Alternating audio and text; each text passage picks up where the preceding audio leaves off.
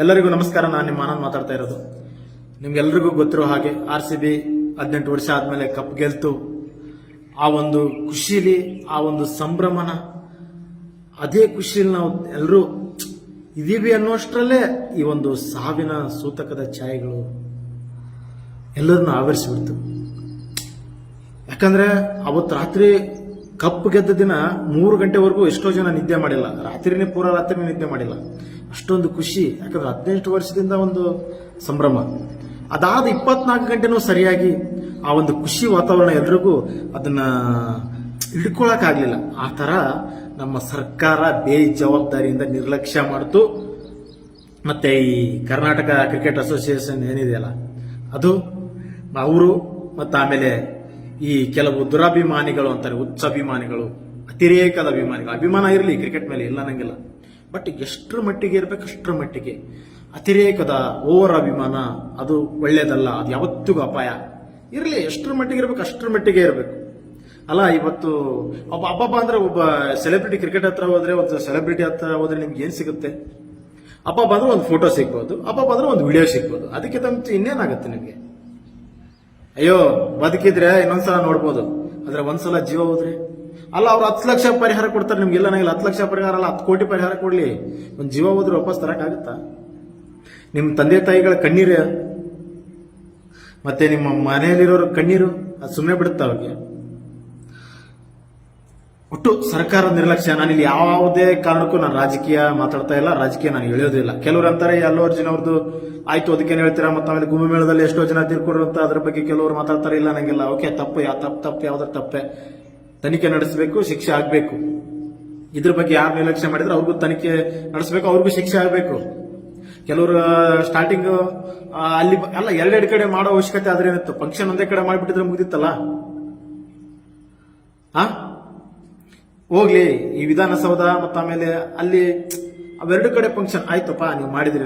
ಈಗ RCB ವಿಜಯ ಯಾತ್ರೆ ಏನೋ ಮಾಡ್ಬೇಕಂತ ಮಾಡಿದ್ರಿ, ಆದ್ರೆ ಆ ಕ್ರೌಡ್ ನೋಡಿದ್ರಿ, ಅವೆಲ್ಲ ನಿಮ್ಗೆ ಒಂದು ಅವೆಲ್ಲ ಮ್ಯಾನೇಜ್ಮೆಂಟ್ ಮಾಡೋರ್ಗೆ, ಈ ಪೊಲೀಸರಿಗೆ ಎಲ್ಲರಿಗೂ ಒಂದು ನಾವು ಅನ್ನಕ್ಕಾಗಲ್ಲ. ಯಾಕಂದ್ರೆ ಅವ್ರ ಮೇಲಿಂದ ಏನ್ ಆರ್ಡರ್ ಬರುತ್ತೋ ಅವ್ರಿಗೆ ಅದಷ್ಟೇ ಅವ್ರು ಮಾಡೋದು. ಪಾಪ ಅವ್ರಿಗೆ ಮೇಲಿಂದ ಇನ್ನೂ ಜಾಸ್ತಿ ಪವರ್ ಕೊಟ್ಟಿದ್ರೆ, ಮೋಸ್ಟ್ಲಿ ಮಿಲಿಟರಿ ಫೋರ್ಸ್ ಏನಾದ್ರು ಕರೆಸಿದ್ರೆ ಅವ್ರು ಏನಾರ ಕಂಟ್ರೋಲ್ ಮಾಡ್ತಿದ್ರೇನೋ. ಇವರು ಪೊಲೀಸರೇ ಸಾಕನ್ಸುತ್ತೆ, ಮಿಲಿಟರಿ ಅವರು ಬೇಡ, ಇವರೇ ಮಾಡ್ತಿದ್ರು. ಬಟ್ ಪವರ್ ಕೊಡ್ಬೇಕಾಗಿತ್ತು, ಮ್ಯಾನೇಜ್ಮೆಂಟ್ ಸರಿಯಾಗಿ ಮಾಡ್ಲಿಲ್ಲ, ಸರ್ಕಾರ ನಿರ್ಲಕ್ಷ್ಯ ಮಾಡುತ್ತೆ.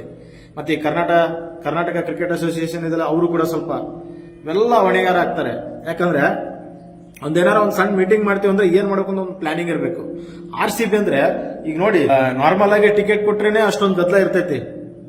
ಟಿಕೆಟ್ ಎಷ್ಟು ಸಾವಿರ ಗಟ್ಟಲೆ ಇರ್ತೈತೆ ಟಿಕೆಟ್. ಇನ್ನು ಅಂತದ್ರಲ್ಲಿ ಟಿಕೆಟ್ ಕೊಟ್ಟರು, ದುಡ್ಡು ಕೊಟ್ಟರು ಅಷ್ಟು ಜನ ಲಕ್ಷಾಂತರ ಬರೋರು. ಇನ್ನು ಟಿಕೆಟ್ ಕೊಡದೇ ಇದ್ರೆ ಇನ್ನು ಲಕ್ಷಾಂತರ ಅಲ್ಲ, ಅದಕ್ಕಿಂತ ಡಬಲ್ ಕೋಟಿಗಟ್ಟಲೆ ಜನ ಬಂದ್ರು ಬರೋರು. ಅಷ್ಟೊಂದು ನಮ್ಮ ಕನ್ನಡಿಗರಲ್ಲ, ಇಡೀ ದೇಶ ಲೆವೆಲ್ RCB ಮೇಲೆ ಅಭಿಮಾನಿಗಳಿದ್ದಾರೆ. ಅಲ್ಲ, ಆ ಒಂದು ಸಣ್ಣ ಲಾಜಿಕ್ ಹೆಂಗ್ ಮಿಸ್ ಮಾಡಿದ್ರಿ ನೀವು? ನನಗೊಂಥರ ವಿಚಿತ್ರ ಅನ್ಸ್ಬಿಡ್ತೈತಿ. ಸಿದ್ದರಾಮಯ್ಯ ಸಾಹೇಬ್ರು ಹೇಳ್ತಾರೆ ನಾವು ಇಷ್ಟೊಂದು ಜನ ಬರೋ ಅವಶ್ಯಕತೆ ಇಲ್ಲ ಅಂತಂದ್ರೆ, ನೀವೇ ಹಾಕಿದ್ರಲ್ಲ ಸರ್, ನೀವೇ ಹಾಕಿದ್ರೆ ಭಾಗಿಯಾಗಿ ಎಲ್ಲರೂ ಅಂತೇಳಿ ನೀವು ಒಂದು ಟ್ವೀಟ್ ಎಲ್ಲ ಹಾಕಿದಿರಿ. ಮತ್ತ ಆಮೇಲೆ ಅಲ್ಲಿ ಒಂಥರ ಇವರ RCBದು ಒಂದು ಪಂದ್ಯ ನಡೀತಾ ಇದೆ, ಅವ್ರಿಗೆಲ್ಲ ಸನ್ಮಾನ ಮಾಡ್ತಾ ಇದೆ ಅಂತ ಅನಿಸ್ತಾನೆ ಇಲ್ಲ. ಒಂಥರ ರಾಜಕೀಯ ಫಂಕ್ಷನ್ ತರ ಅನಿಸ್ತಾ ಇದೆ. ಅದು ಆ ತರ ಮಾಡಿಬಿಟ್ರಿ ನೀವು ಅಲ್ಲಿ. ಬಟ್ ನೀವು ಎಷ್ಟಾದ್ರೂ ಲಕ್ಷ ಪರಿಹಾರ ಕೊಡಿ, ಬಟ್ ಒಂದು ಹೋಗಿರೋ ಜೀವನ ವಾಪಸ್ ತಂದು ಕೊಡಕ್ಕೆ ಯಾರಿಂದನೂ ಸಾಧ್ಯ ಇಲ್ಲ. ಆ ತಂದೆ ತಾಯಿಗಳ ಶಾಪ ಬಿಡುತ್ತಾ ಅದು. ಬಟ್ ನಾನು ಒಂದ್ ಮಾತ್ರ ಹೇಳಕ್ ಇಷ್ಟಪಡ್ತೀನಿ, ಇವೆಲ್ಲ ಇಷ್ಟು ಬೇಗ ಅವಶ್ಯಕತೆನೇ ಇರಲಿಲ್ಲ ಅನ್ಸ್ಬಿಡ್ತೈತೆ ನನಗಂತೂ. ಇಷ್ಟು ಬೇಗ ಏನಂತ ಅವಸರ ಇತ್ತು? ಇಷ್ಟು ಅರ್ಜೆಂಟ್ ಅವ್ರು ಏನಿತ್ತು? ನೀ ಸರಿಯಾಗಿ ನಿದ್ದೆ ಮಾಡಿರ್ಲಿಲ್ಲ, 1 ದಿನ 2 ದಿನ ಬಿಟ್ಟು ನಿಧಾನವಾಗಿ ಆಯ್ತಪ್ಪ ವಿದೇಶಿ ಆಟಗಾರರು ಹೋಗ್ತಾರ, ಹೋಗ್ಲಿ, ಕೊಹ್ಲಿ ಹೋಗಿದ್ರೆ ಸಾಕು, ನಮ್ಗೆ ಉಳಿದವರೆಲ್ಲ ಬೇಕು, ಬೇಡ ನಂಗಿಲ್ಲ. ಬಟ್ ಮೇನ್ ಅವ್ರು ಬೇಕು. ಕಪ್ಪು ತಂದ್ಬಿಟ್ಟಿದೆಯಲ್ಲ, ಇಷ್ಟು ವರ್ಷದಿಂದ ಕಪ್ಪಿಲ್ಲ ಅಂತ ಎಷ್ಟೋ ಒಂದು ಆಹಾಕಾರ ಇತ್ತು, ಒಂದೇನೋ ಒಂದು ಕಪ್ ಬಂದಿಲ್ಲ, ಗೆದ್ದಿಲ್ಲ, ಈ ಸಲ ಕಪ್ ನಮ್ದೆ ಅನ್ನೋದಿತ್ತು. ಬಟ್ ಆದ್ರೆ ಕಪ್ ಅಂತಲ್ಲ, ನಿಧಾನವಾಗಿ ಎಲ್ರಿಗೂ ರೆಸ್ಟ್ ಕೊಟ್ಟು, ಪೊಲೀಸ್ನವ್ರಿಗೂ ಸರಿಯಾಗಿ ನಿದ್ದೆ ಇರಲ್ಲ ಪಾಪವಾಗಿ, ಅವ್ರಿಗೂ ರೆಸ್ಟ್ ಕೊಟ್ಟು. ಯಾಕಂದ್ರೆ ಎಲ್ಲಾ ಕಡೆ ಆಚರಣೆ ಮಾಡ್ತಾ ಇದಾರೆ, ಈ ಸಲ ಕಪ್ ನಮ್ದೆ ಅಂತಾಳೆ. ಅವರೆಲ್ಲರೂ ಸಮಾಧಾನ ಮಾಡಬೇಕು, ಎಲ್ಲರೂ ಸೈಲೆಂಟ್ ಬಿಡಿಸಿ, ಅವ್ರಿಗೂ ಫ್ಯಾಮಿಲಿ ಇರ್ತೈತಿ, ಪೊಲೀಸ್ನವ್ರಿಗೆ ಅವ್ರದೇ ಇರ್ತವೆ ಪ್ರಾಬ್ಲಮ್ಸ್. ಆದ್ರೂ ಅವೆಲ್ಲ ಟೆನ್ಷನ್ಗಳೆಲ್ಲ ಸಹಿಸ್ಕೊಂಡು ಅವ್ರ ಡ್ಯೂಟಿ ಅವ್ರು ಮಾಡ್ತಿರ್ತಾರೆ. ಸೊ ಅವ್ರಿಗೂ ರೆಸ್ಟ್ ಕೊಳ್ಳಾರ್ದೆ, ಈ ಕ್ರಿಕೆಟ್ ಅಭಿಮಾನಿಗಳಿಗೂ ರೆಸ್ಟ್ ಕೊಳ್ಳಾರ್ದೆ ಈ ತರ ಮಾಡಿಬಿಟ್ರಿ. ಅನ್ಯಾಯವಾಗಿ 11 ಜೀವಗಳ ಬಲಿ, ಮತ್ತೆ 47 ಅಲ್ಲ, ಇನ್ನು ಎಷ್ಟು ಜನಕ್ಕೆ ಗಾಯ ಆಗಿದೆ ಗೊತ್ತಿಲ್ಲ. ಇವರೆಲ್ಲ ರಾಜಕೀಯದವರೆಲ್ಲ ಒಂದೇ ನೋಡಿ ಫ್ರೆಂಡ್ಸ್, ರಾಜಕೀಯದವರೆಲ್ಲ ಒಂದೇ. ಅವ್ರು ಇವ್ರನ್ನ ಅಂತಾರೆ, ಇವ್ರನ್ನ ಅವ್ರನ್ನ ಅಂತಾರೆ, ಆಮೇಲೆ ಅವರೆಲ್ಲ ಸೇರ್ಕೊಂಡು ಒಂದೇ ಟೇಬಲ್ನಲ್ಲಿ ಕೂತ್ಕೊಂಡು ಊಟ ಮಾಡ್ತಾರೆ. ಸೊ ಅವ್ರ ಮಾತು ಇವ್ರ ಮಾತು ಅಂತಲ್ಲ, ಇಲ್ಲಿ ಸಾಮಾಜಿಕವಾಗಿ ನೋಡಿ. ಮತ್ತೇನಂದ್ರೆ ನಿಮ್ಗೆ ಯಾರು ಬರಲ್ಲ ಕಾಪಾಡಕ್ಕೆ, ನಿಮ್ಗೆ ನೀವೇ ಕಾಪಾಡ್ಕೋಬೇಕು. ಫಸ್ಟ್ ನಿಮ್ಮ ಫ್ಯಾಮಿಲಿ, ಫಸ್ಟ್ ನಿಮ್ಮ ಹೆಂಡತಿ, ಅಕ್ಕ, ತಂಗಿ, ಅಣ್ಣ, ತಮ್ಮ, ಅಪ್ಪ, ಅಮ್ಮ, ಅಜ್ಜ, ಅಜ್ಜಿ. ನಿಮ್ಮ ಫ್ಯಾಮಿಲಿ ಫಸ್ಟ್. ನಿಮ್ಮ ಫ್ಯಾಮಿಲಿನ ಫಸ್ಟ್ ಚೆನ್ನಾಗಿ ನೋಡ್ಕೋರಿ. ಅವ್ರು ಚೆನ್ನಾಗಿ ಊಟ ಮಾಡಿದಾರ, ಚೆನ್ನಾಗಿದಾರ, ಒಳ್ಳೆ ಬಟ್ಟೆ, ಒಳ್ಳೆ ಅವ್ರಿಗೆ ಏನೇನು ಬೇಕೆಲ್ಲ ನೋಡ್ಕೋರಿ. ಮೊದಲು ನಿಮ್ಮ ಮನೆ.